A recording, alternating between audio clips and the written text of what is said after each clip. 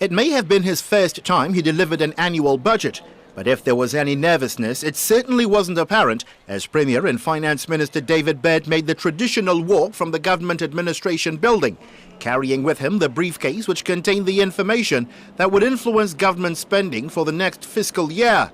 The main objective of the 2018-2019 estimates of revenue and expenditure, he explained to members of the lower house, was to diversify the economy and create more opportunity for Bermudians. All this with only a minimal increase in spending. The current account balance after debt service, including the sinking fund contribution, is budgeted to come in at a deficit of $27.5 million. This represents a reduction in the current account deficit of $39.7 million, or 59%. The overall deficit is budgeted to be $89.7 million, a drop of $44.9 million, or 33% when compared with the 2017-18 original estimates.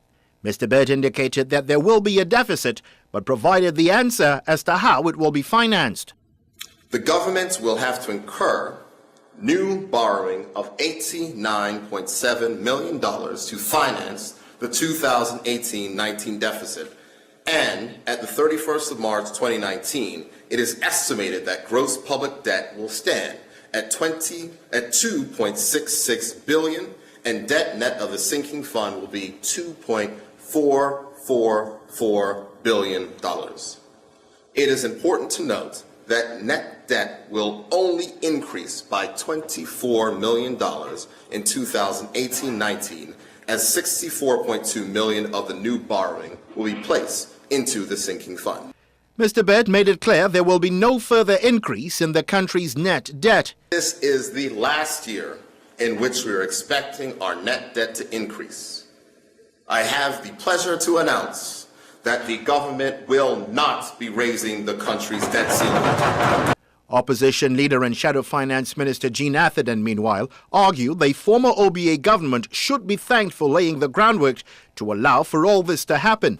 I think, but you have to remember that we, the OBA and the previous government, we actually had a budget that anticipated growths in revenue. Those revenue growths had actually come, and actually they have actually occurred, and which is why the actual finance minister now is able to build on that growth in revenue. And we had anticipated that we would start to pay down the budget next year. In fact, Ms. Atherden, in her initial assessment of the 2018-2019 budget, declared it may not have lived up to expectations. It was long on aspirational items, but short on specifics. And that by the time you looked at what the finance minister intended to do over this period, you were left sort of wondering how he was going to rationalize the fact that he hadn't balanced the budget as he promised, and he was actually turning around and moving the debt repayment further down the road. So in some respects, that was a promise made and a promise broken. Mr. Burt, in his budget presentation, did explain, though, how these objectives would be achieved. Implementing a biennial review of the government fees, introducing a professional services tax on accounting and law firms, increasing fees on cell phones, as well as implementing the government authorization fee of 2.5% imposed on the electronic communications industry, taxing commercial rents, and cracking down on notional abuse in the payroll tax. Ms. Atherden told us she would have more to say in the coming days, as she was keeping her powder dry until she delivers the budget reply. Gary Moreno, reporting for the Bermuda Broadcasting News.